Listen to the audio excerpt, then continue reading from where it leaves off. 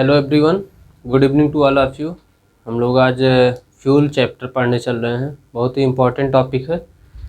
जैसा कि यहाँ पे आपको दिख रहा होगा फ्यूल लिखा हुआ है, तो हम लोग बहुत ही इम्पोर्टेंट है आपका ये केमिस्ट्री में भी। जैसे कि आपको थंबनेल से ही पता चल जा रहा होगा, एक तीर से दो निशाना। एक तीर से दो निशाने का मतलब ये है कि यहाँ आपको फ्यूल चैप्टर, ये आपको ईएमई का पेपर होता है आपका, उसमें भी मिलेगा ये टॉपिक, और आपका केमिस्ट्री में तो मिलना ही मिलना है। तो आप मान के चलिए ये दुगना है, एक तीर से दो निशाना हो रहा है। तो यहाँ पे आप ध्यान दीजिएगा, एकदम फुल कंसंट्रेट होके पढ़िएगा, क्योंकि न्यूमेरिकल आज ही इसमें कुछ न्यूमेरिकल करवाऊँगा, फिर उसके बाद नेक्स्ट लेक्चर में न्यूमेरिकल करवाऊँगा। तो ये फ्यूल्स होता क्या है? The substance which contain carbon as main constituent and produce heat and light on burning are known as fuel. कोई भी आप सब्सटेंस लेते हैं, वो कार्बन का रहे और उसको आप हीट करते हैं, और वो जब जल जाता है, जो जलता है वो आपका क्या होता है? फ्यूल होता है। ठीक है। जैसे आप बोल सकते हैं कोयला हो गया, वुड लकड़ी हो गया, केरोसिन मिट्टी का तेल, पेट्रोल हो गया आपका। ठीक है। फिर उसके बाद आता है आपका टॉपिक कंबस्शन या दहन बोलते हैं। कंबस्शन होता कैसे है? The process which a combustible material burns in air to produce heat and light called combustion। आपका कोई फ्यूल हो, ठीक है, आप कोई फ्यूल ले लीजिए, उसके साथ क्या करना है, एयर में ये O2 आपका क्या है, एयर में क्या करेंगे, कंबस्शन करेंगे। तो वो जो प्रोडक्ट बनेगा, प्रोडक्ट के साथ कुछ ना कुछ हीट आएगी। जो भी आपका प्रोडक्ट बनेगा उसके साथ कुछ ना कुछ हीट आएगी, तो वही हीट एनर्जी के रूप में वो निकल जाती है। ठीक है। तो ये जो आपका फ्यूल होगा वो मोर हीट एनर्जी इसके पास रहेगी, अधिक अमाउंट में रहेगा, और जो प्रोडक्ट आपका प्राप्त होगा वो लेस हीट एनर्जी प्राप्त होगा, और साथ ही साथ जो कुछ ना कुछ एनर्जी जो बाहर निकल जा रही है, तो प्रोडक्ट में इसका मतलब कुछ ना कुछ कम आएगा। ठीक है। क्योंकि यहाँ पे ये पूरा भी आपका एनर्जी, हीट एनर्जी बचा हुआ है, और जब प्रोडक्ट बन रहा है तो कुछ एनर्जी आपकी क्या हो रही है, निकल जा रही। निकल जाने का मतलब ये आपका हीट एनर्जी निकलेगी। तो यहाँ पे कितना प्रोडक्ट लेस अमाउंट में रहेगा ना, जो प्रोडक्ट का हीट एनर्जी रहेगा वो लेस अमाउंट में रहेगा, क्योंकि कुछ यहाँ निकला है, कुछ यहाँ बचा है, यहाँ टोटल था। ठीक है। तो हम लोग फ्यूल का यूज कहाँ करते हैं? फ्यूल का यूज कहाँ कहाँ करते हैं? Fuels used in our homes are wood, जैसे लकड़ी के रूप में, या काउडिंग केक। काउडिंग केक आप काउडिंग केक का मतलब ये होता है, जैसे जो गाय का गोबर या भैंस का गोबर होता है, आप लोग जो लोग भी गांव से बिलोंग करते हैं उन लोगों को पता होगा कि गाय का गोबर और भैंस का गोबर, वो, या आप गांव में उपल्स बोलते हैं, बहुत लोग उपल बोलते हैं, या कई जगह पे कंडी बोली जाती है। तो आप जहाँ से भी बिलोंग करते होंगे वहाँ कुछ और बोला जाता होगा, मुझे नहीं मालूम, बट मेरे साइड में ये इसको उपल्स भी बोलते हैं और कंडी भी बोलते हैं। तो हर जगह अलग अलग बोलते हैं, हर चीज़ का अलग अलग है। फिर उसके बाद केरोसिन ऑयल, मिट्टी का तेल, एलपीजी लिक्विफाइड पेट्रोलियम गैस, जो आपका अरे गैस सिलेंडर, आप लोग खाना बनाते हैं वो है, वही है, एंड बायोगैस। फिर उसके बाद दूसरा पॉइंट है fuels used in a trade and industry are wood. इंडस्ट्रियों में यूज किया जाता है चारकोल, चारकोल हो गया। फिर उसके बाद ये कोल एंड नेचुरल गैस, इन सब रूप में होता है। तो ये फ्यूल का एक छोटा सा आपका इंट्रोडक्शन था। फिर इसके बाद आपके ये फ्यूल कितने प्रकार के होते हैं, टाइप्स ऑफ फ्यूल, उसको बताऊंगा। इसको जल्दी से आप नोट कर लीजिए, उसके बाद उसको बताते हैं। जल्दी नोट करिए, नोट करिए जल्दी से, मिटा रहे हैं। यहाँ पे हेडिंग आएगी क्लासिफिकेशन ऑफ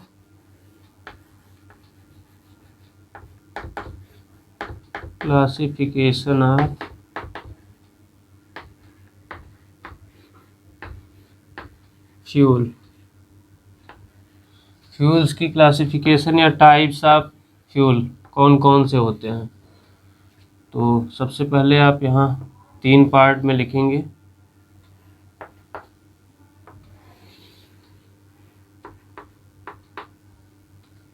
पहले 2 पार्ट में लिखेंगे। 2 पार्ट में, एक आपका एक आपका हो जाएगा आर्टिफिशियल हो जाएगा, एक नेचुरल गैस नेचुरल फ्यूल हो जाएगा।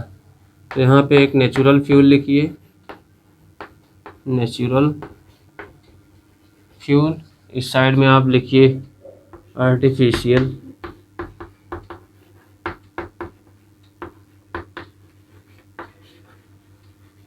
Artificial fuel. अब नेचुरल में 3 टाइप के होते हैं। नेचुरल में आपका सॉलिड लिक्विड गैस होता है और आर्टिफिशियल में सॉलिड लिक्विड गैस होता है। तो इसमें भी 3 टाइप हैं, तो 3 टाइप लिखेंगे। Solid, liquid, gas. यहाँ भी 3 टाइप होते हैं।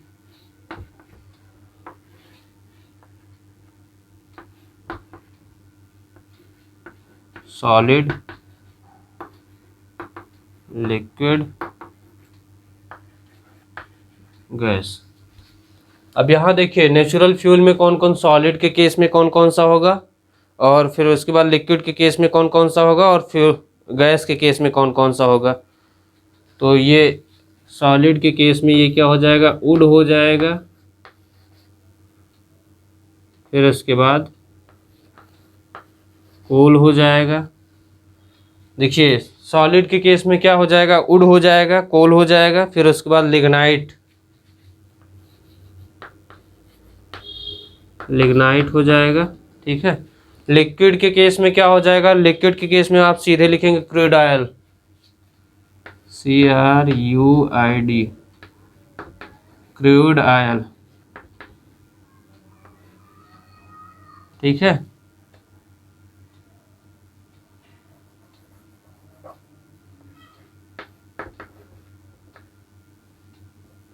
Crude oil. अब यहाँ देखिए नेचुरल फ्यूल में गैस, गैस के केस में कौन कौन सा हो जाएगा। आप यहाँ गैस में आपका नेचुरल गैस जितनी भी आती हैं, नेचुरल गैस में जो भी गैसें नेचुरल गैस में आती हैं सब इसमें हो जाएंगे। नेचुरल गैस आप इसको डायरेक्ट लिख सकते हैं। इस वाले में आर्टिफिशियल में क्या होता है, आर्टिफिशियल का मतलब ये है कि मैन मेड होना चाहिए। मैन मेड, मैन मेड मतलब आदमी के द्वारा निर्मित किया गया जो भी फ्यूल है वो सब क्या हो जाएगा, आर्टिफिशियल हो जाएगा। तो आर्टिफिशियल में देखिए सॉलिड के केस में क्या क्या हो जाएगा, सॉलिड के केस में आपका कोक हो जाएगा। फिर उसके बाद कोल हो जाएगा। अब देखिए यहाँ पे कोक को क्या बोलते हैं, कोक को आप पत्थर का कोयला बोलते हैं। ठीक है। कोक को, ये कोक जो होता है ये पत्थर का कोयला होता है।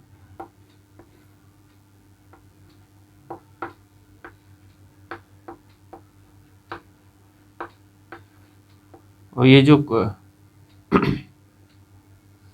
देखिए पत्थर का कोयला जो होता है, पत्थर के कोयले में आप जब जैसे आप हीट करते हैं, जैसे आप उसको जलाते हैं तो सबसे पहले जलने को जल जाएगा, लेकिन मतलब जलने में वो बहुत टाइम लेता है। जो आपका पत्थर का कोयला है वो जलने में टाइम लेता है। फिर उसके बाद जो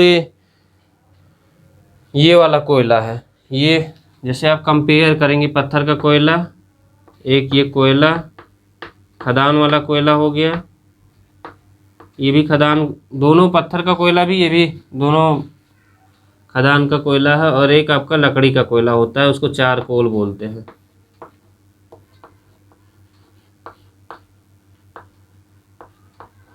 लकड़ी का कोयला।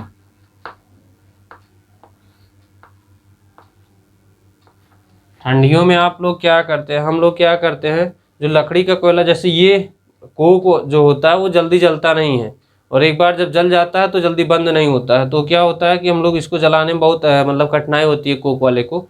लकड़ी का कोयला तो आराम से जल जाता है, बट कोक वाला जो होता है, पत्थर वाला होता है, वो नहीं जलता है। तो उसको जलाने के लिए क्या करते हैं हम लोग, लकड़ी का कोयला थोड़ा सा यूज करके और फिर उसको एक बार जला देंगे तो वो रात भर चलता रहेगा, ख़त्म नहीं होने वाला है।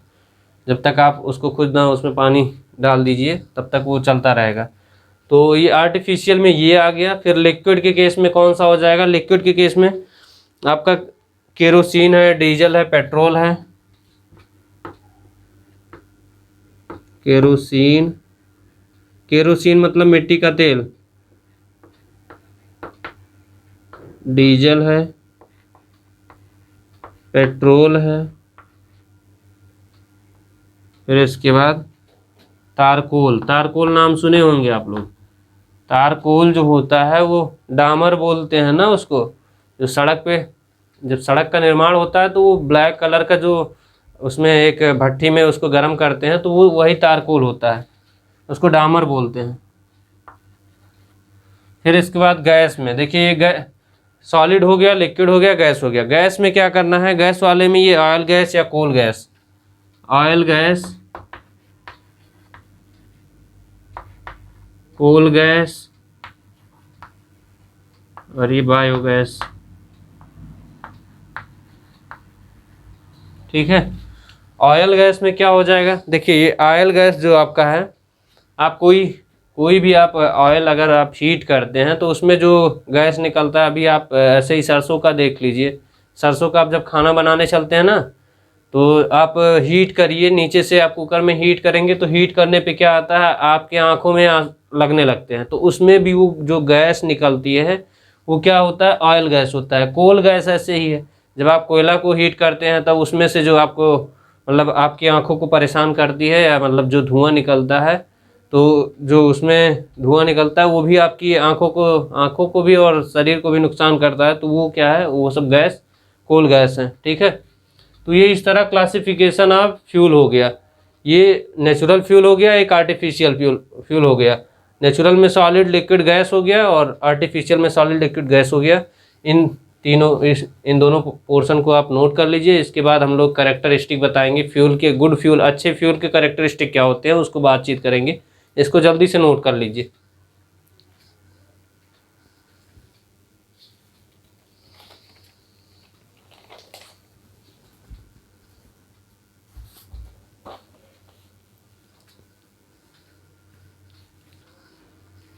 इसको हेडिंग डालेंगे, चाहे आप लिख सकते हैं कैरेक्टरिस्टिक ऑफ गुड फ्यूल या रिक्वायरमेंट लिख सकते हैं, कैरेक्टरिस्टिक ऑफ गुड फ्यूल, या इसी को लिख सकते हैं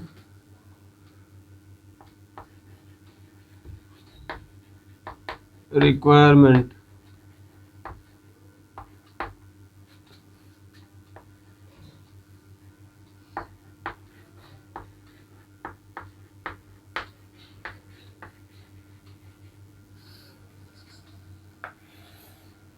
कैरेक्टरिस्टिक या रिक्वायरमेंट ऑफ गुड फ्यूल, ये क्या हो जाएगा। इसमें देखिए कैरेक्टरिस्टिक ऑफ गुड फ्यूल में आपको क्या बताना है, इसके अच्छे फ्यूल के जो आप बोल सकते हैं कि इसकी अच्छाइयाँ बताना है। ठीक है, कि इसमें मतलब हम लोग यूज कर रहे हैं तो वो ज़्यादा महंगा नहीं होना चाहिए, अच्छा होना चाहिए। तो हम लोग एक एक पॉइंट करके लिखते चलते हैं। पहला होना चाहिए हाई कैलोरीफिक वैल्यू होनी चाहिए इसकी, हाइयर कैलोरीफिक वैल्यू होनी चाहिए। दूसरा, पहला हाइयर कैलोरीफिक वैल्यू हो गया। दूसरा आपका क्या होना चाहिए, मॉडरेट इग्निशन, मॉडरेट इग्निशन, या इसको आप बोल सकते हैं ज्वलनशील, बहुत ज़्यादा ज्वलनशील नहीं होना चाहिए। ठीक है। फिर इसके बाद लो मॉइस्चर कंटेंट होना चाहिए। तीसरा क्या है, लो मॉइस्चर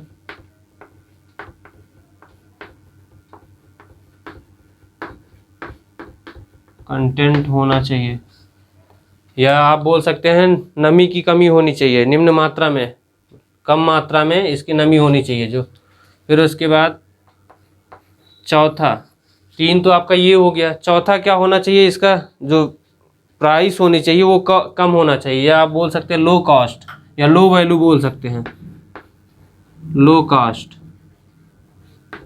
पांचवा कंडीशन क्या होना चाहिए, पांचवा कंडीशन ये होना चाहिए कि जैसे आप गाड़ी मतलब जो हम लोग फ्यूल लेके जा रहे हैं उसको आने ले जाने में, या आप बोल सकते हैं इजी टू ट्रांसपोर्ट, इसको लिख सकते हैं इजी टू ट्रांसपोर्ट, ठीक है। छठा क्या हो जाएगा, छठा देखिए 5 तो ये हो गया, छठा आपका हो जाएगा combustion should be easily,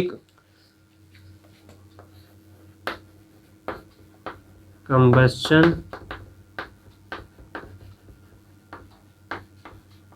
should be easily, छठा वाला देखिए combustion should be easily controllable, easily controllable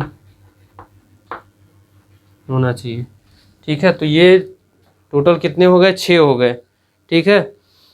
अभी और 1-2 पॉइंट और हैं, तो इतना आपके लिए सफिशियंट है, इतने आपके रहेंगे। जैसे आपके एग्जाम में पूछा जाता है, ऐसे क्वेश्चन पूछ लेगा कि करेक्टर ऑफ गुड फ्यूल बताइए, पहले आपसे पूछ लेगा कि फ्यूल्स क्या होता है, करेक्टर ऑफ गुड फ्यूल बताइए, फिर उसके बाद एक न्यूमेरिकल दे देगा आपको।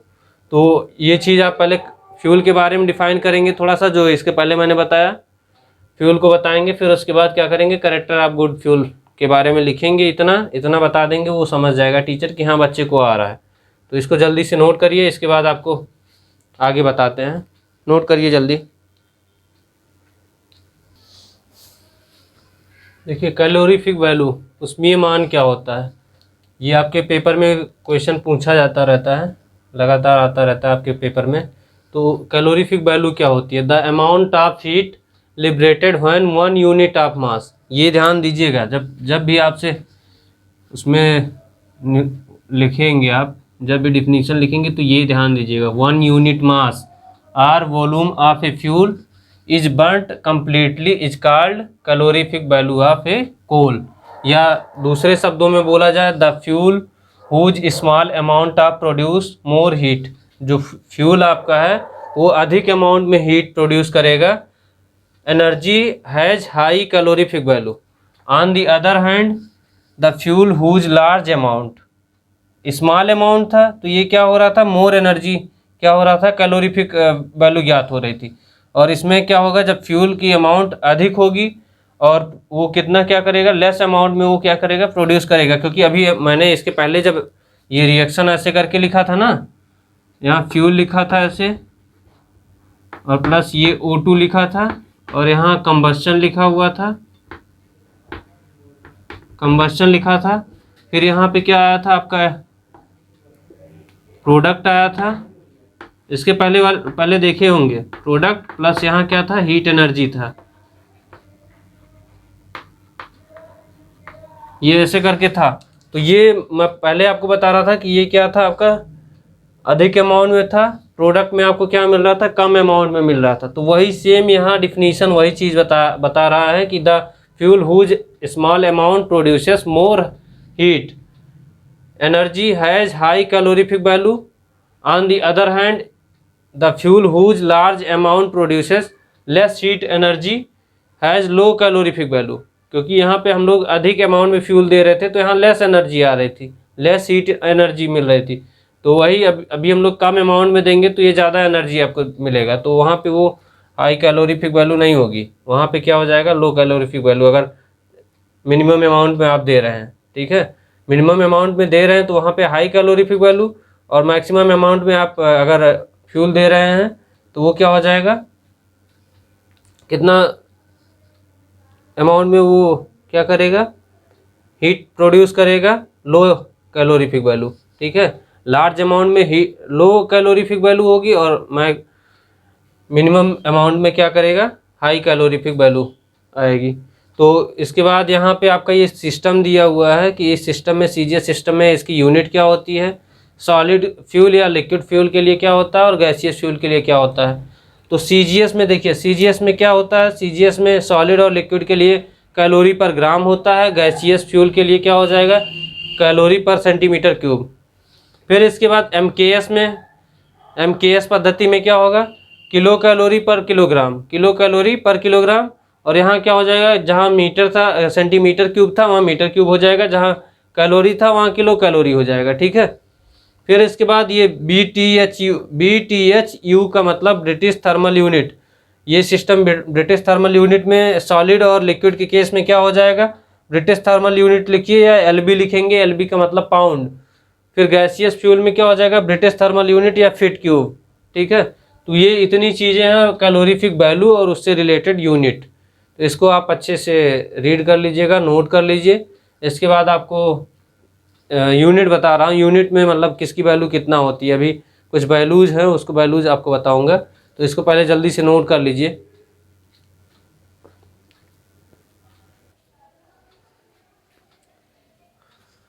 यहाँ से देखिए, ये British thermal unit, British thermal unit क्या होती है, ये आपके एग्जाम में बहुत बार पूछा हुआ है कि ब्रिटिश थर्मल यूनिट क्या होती है। तो आपको ब्रिटिश थर्मल यूनिट में बस इतना लिखना है।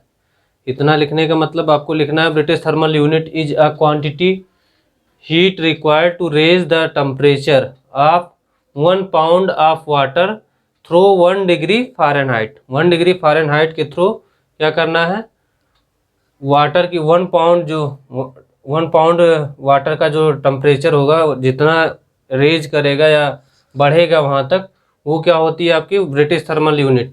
और एक ब्रिटिश थर्मल यूनिट किसके बराबर होता है, 252 कैलोरी के बराबर होता है, या 0.252 किलो कैलोरी के बराबर होता है। या इसको आप लिख सकते हैं 1 kilo calorie equals to 3.968 British thermal unit. 1 kilo calorie 3.968 British thermal unit के बराबर होता है। तो ये ब्रिटिश थर्मल यूनिट में आपको इतना ही लिखना है। आपके एग्जाम में जो भी पूछा जाता है कि ब्रिटिश थर्मल यूनिट क्या होती है, तो आपको इतना ही बताना है। ठीक है, फिर उसके बाद आपका आता है हाइयर कैलोरीफिक वैल्यू, SCB।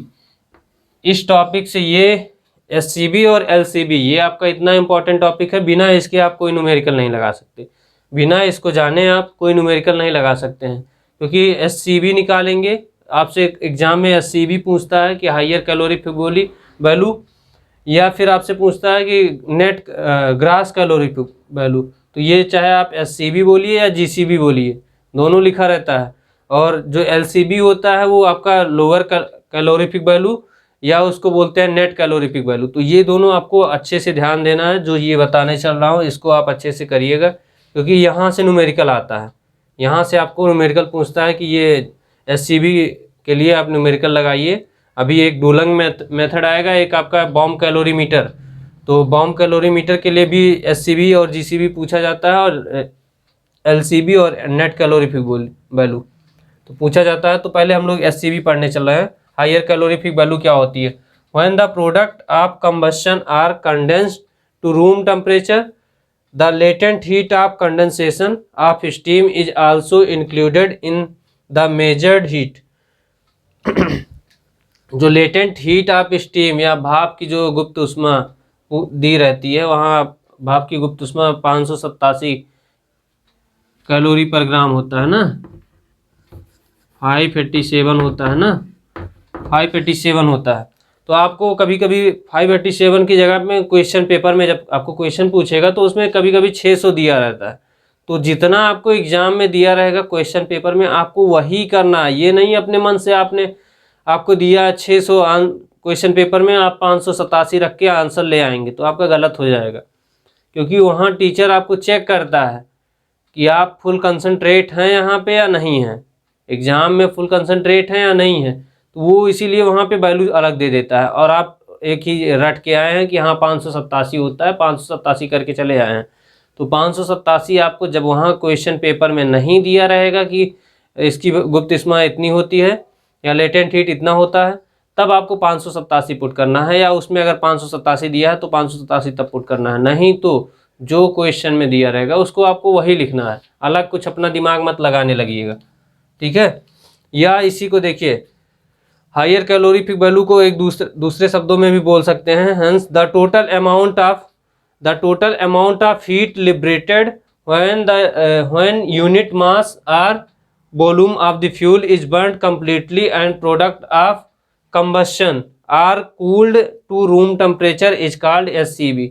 जो आपका हायर कैलोरीफिक वैल्यू होती है, वो जो हीट की अमाउंट होती है, टोटल हीट अमाउंट होती है, वो क्या होता है, यूनिट मास के या वॉल्यूम, आप वॉल्यूम बोल सकते हैं या मास बोल सकते हैं। मास का यूनिट मास मतलब इकाई सन्निहत्ति बोलते हैं, हिंदी में देखा जाए तो इकाई सन्निहत्ति बोलते हैं।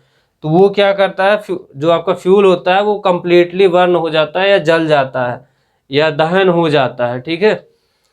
And product of combustion, product या आप दहन का जो कंबस्शन का या दहन का जो प्रोडक्ट होता है वो क्या होता है, कूल्ड या ठंडा हो जाता है, किसके, रूम टेम्परेचर पे। वही क्या होता है आपका हायर कैलोरीफिक वैल्यू होता है। तो ये दो चीज़ें अभी ब्रिटिश थर्मल यूनिट और ये हायर कैलोरीफिक वैल्यू हो गया है। इसके बाद अभी आपका लोअर कैलोरीफिक वैल्यू, उसके बाद आपको डुलंग मेथड का न्यूमेरिकल बताऊंगा। पहले डुलंग मेथड कहाँ से आया है मतलब उसको बताऊंगा।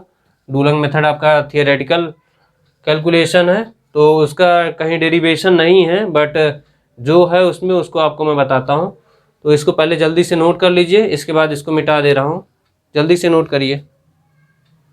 देखिए लोअर कैलोरीफिक वैल्यू LCV या NCV बोलते हैं। लोअर कैलोरीफिक वैल्यू या NCV नेट कैलोरीफिक वैल्यू क्या होता है, water vapour and moisture are not condensed while burning fuel, they escape and lesser amount of heat is available. Hence, lower or net calorific value of fuel is the net heat produced when unit mass। ये ध्यान दीजिएगा, जब आप लिखेंगे तो यहाँ पे ध्यान दीजिएगा यूनिट मास और volume of fuel is burnt completely and the product are allowed to escape। जो आपका पहले SCV हम लोगों ने पढ़ा था, SCV में से क्या होता है, थोड़ा अमाउंट आपका ये LCV जो होता है ये कम होता है, क्योंकि क्या होता है SCV जो आपका अमाउंट आता है उसमें से latent heat of water vapour जो फॉर्म होता है वो कम, मतलब वो माइनस हो जाता है। जब माइनस हो जाएगा तो वो क्या हो जाएगा, SCV में से कुछ ना कुछ कम होगा, और जब कम होगा तो वो क्या होगा, LCV की वैल्यू कम आएगी। तो यहाँ पे ये from H2O equals to 2H plus half O2, ये क्या है, it is clear that the 2 parts of H plus 1 part of oxygen, या आप बोल सकते हैं 2 parts of hydrogen plus 1 part of oxygen equals to 18 part of water. ये होता, अब इसको अगर आप ऐसे लिखेंगे, hence 1 part of hydrogen is equivalent to 9 part of water, इसको ऐसे लिख सकते हैं। या इसी को आप लिखेंगे जैसे LCV को ही लिखना है, यहाँ पे LCV को क्या लिखेंगे, LCV equals to SCV minus mass of hydrogen into 9/100। ये जो 100 है ये परसेंटेज को डिनोट करता है, ये 100 दिया है ये परसेंटेज को डिनोट करता है, into latent heat of steam. Latent heat of steam जो 587 कैलोरी पर ग्राम होता है वो उसको आपको लिखना है। तो जब भी आप न्यूमेरिकल इसका लगाएंगे SCV निकालें, SCV निकालने के अभी फार्मूले आपको पता चल जाएगा, डुलंग मेथड से आएगा। एक आपका कैलोरीमेट्री मेथड आएगा, तो वो उसको अभी नहीं बता रहे हैं, पहले अभी जो बता रहे हैं उसको आप देखिए। उससे डुलंग मेथड से इसके बाद बताऊंगा। डुलंग मेथड पे SCV निकलेगा, फिर वहाँ से क्या करना है, LCV निकालना है। तो ये यहाँ से LCV और SCV बहुत इंपॉर्टेंट है, इसको आप अच्छे से देख लीजिएगा, क्योंकि एग्जाम में आपके पूछा करता है कि SCV डिफाइन SCV, या आप बोलेगा define lower calorific value and lower calorific value या नेट कैलोरीफिक वैल्यू, या आपसे जैसे हम लोग यही ध्यान रखते हैं हमेशा कि lower calorific value, net calorific value उतना नहीं ध्यान रहता, तो आपसे डायरेक्ट ऐसे पूछ लेगा नेट कैलोरीफिक वैल्यू क्या होती है, ठीक है। तो वहाँ आप कंफ्यूज मत होइए, दोनों का मतलब एक ही है। तो इसको आप नोट कर लीजिए। इसके बाद अभी जब आप इसको नोट कर लेंगे, नोट करने के बाद आपको डुलंग मेथड का फार्मूला बताऊंगा, कहाँ से आया, फार्मूला डेराइव नहीं होगा, वो कहाँ से मतलब कैसे आया वो बताऊंगा। फिर उसके बाद आपको न्यूमेरिकल कराऊंगा, न्यूमेरिकल के बाद फिर उसके बाद थोड़ा सा इसको नोट करिए जल्दी से। इसके बाद आपका आएगा calculation of LCV and SCV। Calculation of HCV और GCV।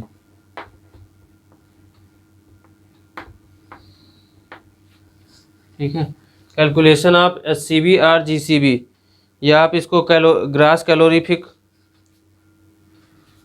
या इसी को आप बोलते हैं हायर कैलोरीफिक वैल्यू, या लिखते हैं ग्रास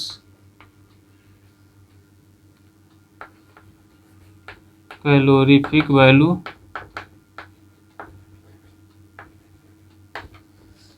या इसी आप इसको ऐसे लिख सकते हैं कैलकुलेशन ऑफ एचसीबी और जीसीबी, या आप कोल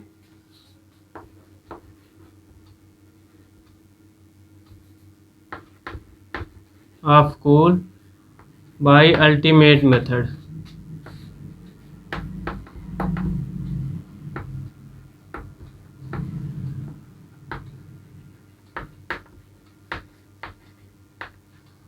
ये आपका हो जाएगा कैलकुलेशन ऑफ एचसीबी और जीसीबी। ठीक है, हायर कैलोरीफिक वैल्यू आप बोल सकते हैं, gross calorific value of coal by ultimate method बोल सकते हैं, या अल्टीमेट एनालिसिस बोल सकते हैं। मेथड एनालिसिस दोनों एक ही चीज़ें हैं। ठीक है, तो यहाँ पे पहले रिएक्शन हम लोगों को लिखना पड़ेगा। देखिए, सबसे पहले हम लोग फ्यूल में क्या पाते हैं, कार्बन मिलता है, कार्बन। अब वहाँ कार्बन का हम लोग क्या करेंगे, कंबस्शन करेंगे। तो कंबस्शन करेंगे तो उसमें कुछ ना कुछ हीट जनरेट होगा।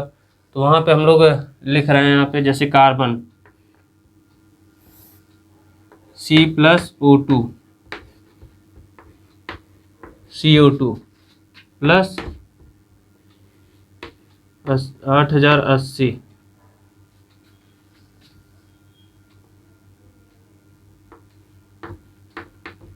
किलो कैलोरी पर किलोग्राम, और ये क्या है, हीट है। ठीक है, ये क्या हो रहा है, हीट जनरेट हो रहा है। जैसे आप ये कार्बन और ऑक्सीजन का कंबस्शन कराए हैं या दहन कराए हैं,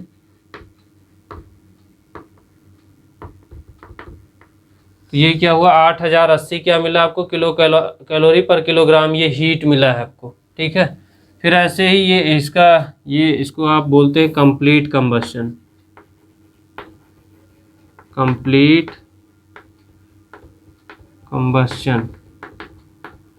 फिर एक आपका कार्बन के साथ में ही 2C + O2 2CO प्लस, अब यहाँ देखिए ये 2CO, तो यहाँ पे ये 2430 हो जाएगा, 2430 किलो कैलोरी पर किलोग्राम।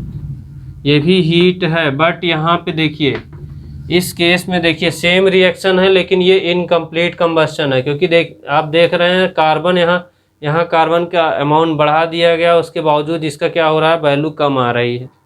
ठीक है, यहाँ पे देखिए एक ही कार्बन है, यहाँ पे कितनी वैल्यू आ रही है, ज़्यादा आ रही है। यहाँ 2 मोल्स कार्बन लिया गया है, इसके बाद बावजूद इसकी वैल्यू कम आ रही है। इसका मतलब ये इनकम्प्लीट कंबस्शन है, इनकम्प्लीट कंबस्शन है। फिर इसके बाद आपका आता है S+O2 सल्फर, या इसको गंधक बोलते हैं, SO2 प्लस 2240 किलो कैलोरी पर किलोग्राम, ये भी हीट है। ठीक है, फिर इसके बाद आपका आता है H2 + ½ O2, H2 + ½ O2, तो ये क्या आता है, H2O बनता है। और ये क्या करता है, सबसे ज़्यादा हीट यही जनरेट करता है, हाइड्रोजन ही। ये आपका हीट जनरेट करता है 34,500 किलो कैलोरी पर किलोग्राम। ठीक है, तो ये आपका रिएक्शन आ गई है कि कौन कौन सी रिएक्शन कार्बन के साथ में हुआ, कार्बन प्लस ऑक्सीजन CO2 बना, 2C + O2 ये 2CO बना, S+O2 SO2 बना, H2 + ½ O2 H2O बना। तो ये इसकी जो आपकी हीट ये आ रही है, इन सब का भी आगे यूज होने वाला है। जो आपका डूलंग मेथड का फार्मूला भी आएगा, उसमें ये सब चीज़ें आपको मिलेंगी। तो ये ध्यान दीजिएगा आप कि ये वैल्यू आपको याद रहनी चाहिए। अगर याद नहीं है तो आप लिख के प्रैक्टिस कर लीजिए, याद कर लीजिए, क्योंकि बिना इसके आपका कुछ होने वाला नहीं है। अगर ये नहीं याद रहेगा, वैल्यू नहीं याद रहेगी, तो डूलंग फार्मूला नहीं याद रहेगा, डूलंग फार्मूला नहीं याद रहेगा तो न्यूमेरिकल आप कर ही नहीं सकते। तो यहाँ पे देखिए ये H2 प्लस हाफ O2 दिया हुआ है। इसका हम लोग क्या करेंगे, जैसे आप 8 पार्ट, ये अगर इसको हम लोग ऐसे लिखें 2 × 1, और इसको क्या लिख सकते हैं, हाफ इंटू 16 × 2। तो ये क्या 2 से 2 कैंसिल हो गया, ये कितना आया 2 × 1 प्लस 16, टोटल ये कितना आया 18, ये 2 आ गया, ये कितना आया 16 आया, ये 18 आया। अब इसका हम लोग अगर रेशियो निकाल लें तो ये 1:8:9 ये हो जाएगा। तो आप इसको बोल सकते हैं 1 mole of hydrogen to 8 mole of oxygen मिलके क्या बनाता है, 9 मोल ऑफ वाटर बनाता है। ठीक है, 9 मोल ऑफ H2O बोल सकते हैं। तो ये क्या बना रहा है, ये रेशियो है आपका। ठीक है, तो इसी के अभी जो ये आपका लिखा हुआ है, इसी के सहायता से हमको क्या करना है, फार्मूले में एक थोड़ा सा जनरेट होगा, फार्मूला एक जनरेट करेंगे हम लोग। तो इसको पहले आप नोट कर लीजिए, फिर उसके बाद आगे मैं फार्मूला बताता हूँ।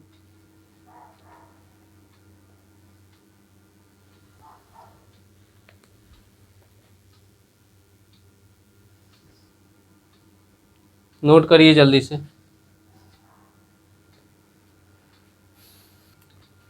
देखिए इसके पहले हमने बताया था, वही यहाँ रिएक्शन लिखा हुआ था ना कि 1/2 O2 प्लस H2 करके H2O बना था। तो वो आप यहाँ ऐसे मैं लिख दिया हूँ, 8 part of oxygen combined with 1 part of hydrogen to form H2O। So fixed hydrogen equals to क्या हो जाएगा, mass of oxygen in fuel upon 8 हो जाएगा। अब इसको कितना आपका हाइड्रोजन बचा हुआ है, तो hence amount of hydrogen available for combustion, कितना बचा हुआ है, total mass of hydrogen in fuel minus fixed hydrogen यहाँ से आप माइनस कर देंगे तो हमको पता चल जाएगा टोटल हाइड्रोजन कितना बचा हुआ है। तो टोटल मास ऑफ हाइड्रोजन यहाँ पे देखिए, total mass of hydrogen in fuel ये H हो जाएगा, माइनस फिक्स्ड हाइड्रोजन कितना है, मास of oxygen in fuel, mass of oxygen यहाँ पे O लिखेंगे, O/8 करेंगे, तो ये आपका क्या आ जाएगा, H माइनस ऑक्सीजन/8। इसका अभी आगे आपको जो डुलंग फार्मूला आपको बताने वाला हूँ उसमें यूज होगा, तो इसीलिए इसको बताना चाह रहा था कि ये कहाँ से आया है। ठीक है, इसको आप नोट कर लीजिए, इसके बाद डुलंग फार्मूला आपको बताते हैं, फिर न्यूमेरिकल बताते हैं। नोट करिए जल्दी से।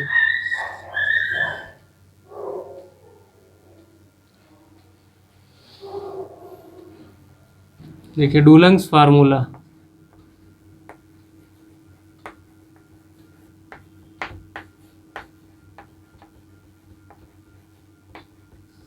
डुलंग्स फार्मूला, ये इसको आप बोलते हैं थियोरेटिकल कैलकुलेशन, प्रैक्टिकली नहीं है, ये थियोरेटिकल कैलकुलेशन है।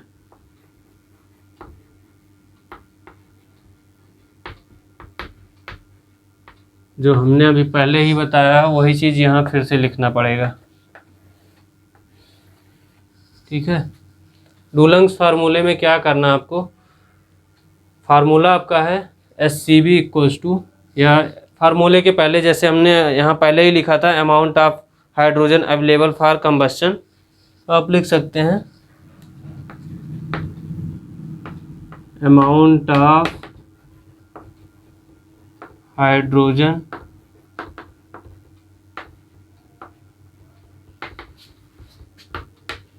अवेलेबल इन कंबस्शन, तो ये क्या हो जाएगा, यहाँ देखिए amount of hydrogen available in combustion क्या हो जाएगा, total mass of hydrogen in fuel, total mass of hydrogen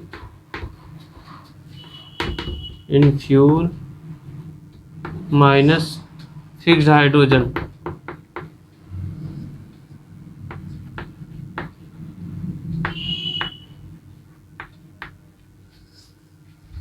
तो ये टोटल मास कितना हो जाएगा, H हो गया, माइनस फिक्स्ड हाइड्रोजन कितना आया था आपका, ऑक्सीजन/8 आया था।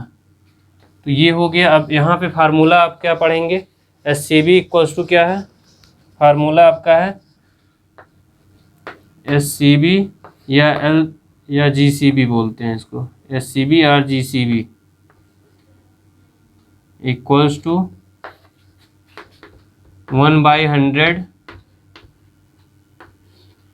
परसेंटेज ऑफ कार्बन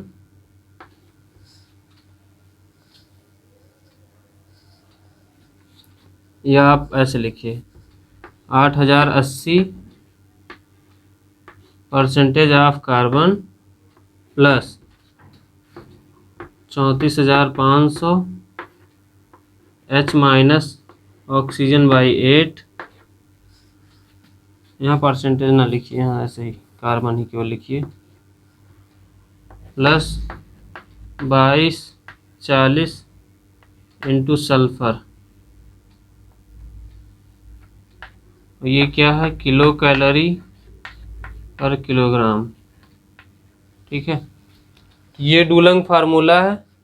डूलंग फार्मूला में क्या क्या है,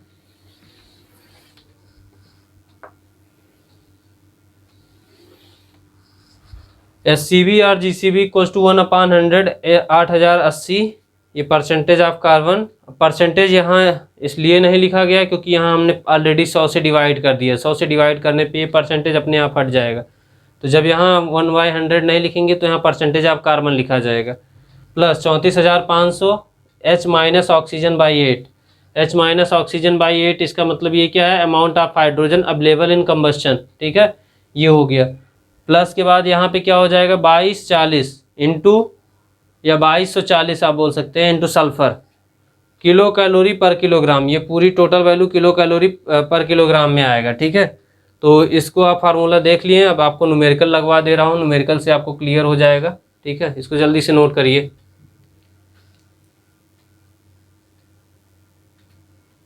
नोट करिए, हो गया है, मिटाएं। देखिए ये क्वेश्चन है आपका। पहले ये एक क्वेश्चन के पहले आप एक चीज़ ध्यान दीजिए, nitrogen and H do not produce any heat on combining with oxygen. Oxygen के साथ नाइट्रोजन और ऑक्सीजन कोई भी हीट नहीं प्रोड्यूस करेगा। ठीक है, तो ये ध्यान दीजिएगा। तो उसमें क्वेश्चन में आपको दिया रहता है कि नाइट्रोजन का परसेंटेज दे देगा, इसका एच का परसेंटेज दे देगा, तो उससे आप बिल्कुल परेशान मत होइए, उसको यूज नहीं करना है क्योंकि फार्मूले में ऐसा कुछ दिया नहीं है। तो आप फार्मूला लिखिए डायरेक्ट। सबसे पहले हम लोग फार्मूला लिखते हैं, SCB इक्वल्स टू क्या हो जाएगा, 1/100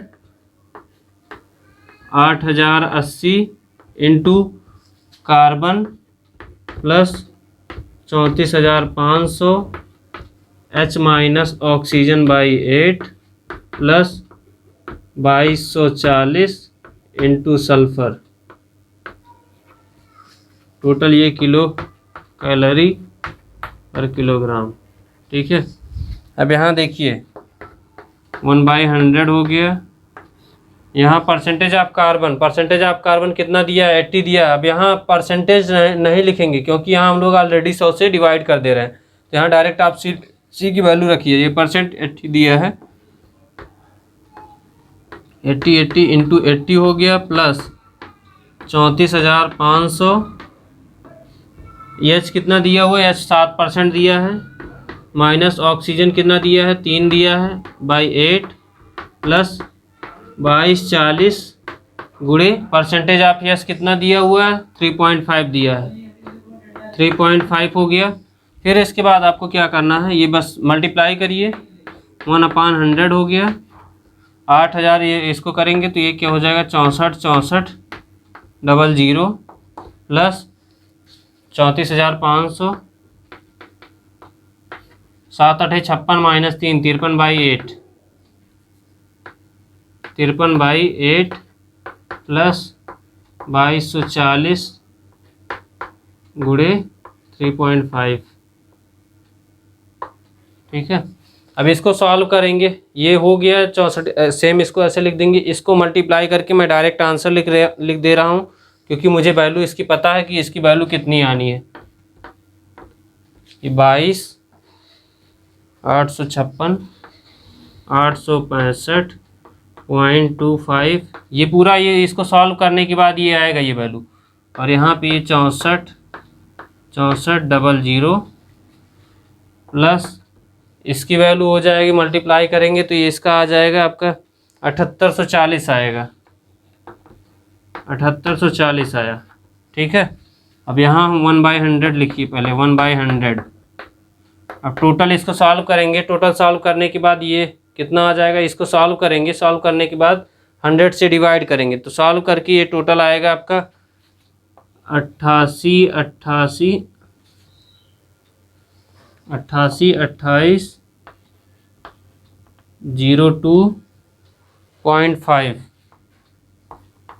अब 100 से डिवाइड कर दोगे, ये क्या आ जाएगा, 88.025 ये किलो कैलोरी पर किलोग्राम। ठीक है, ये अभी क्या आया, SCB आया है, फिर इसके बाद आपको LCB निकालना है। SCB आया है तो इसको जल्दी से नोट करिए, फिर LCB निकालते हैं। नोट करिए, जल्दी से नोट करिए। अभी मैं यहाँ साइड में थोड़ा सा मिटा के यहीं कर दूंगा, इसको नोट कर लीजिए जल्दी से।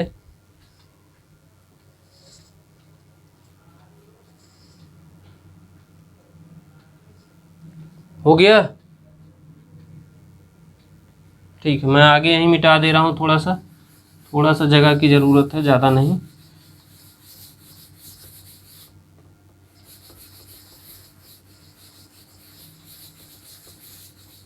आपको क्वेश्चन में अगर वो नहीं दिया रहेगा, अगर मान लो लेटेंट हीट नहीं दिया है, तो आपको वही 587 लिखना पड़ेगा। ठीक है, देखिए LCB निकालना है अब हम लोग को। LCB निकालने के लिए क्या करना पड़ेगा, LCB इक्वल्स टू हो जाएगा SCB minus 9/100 into H into latent heat.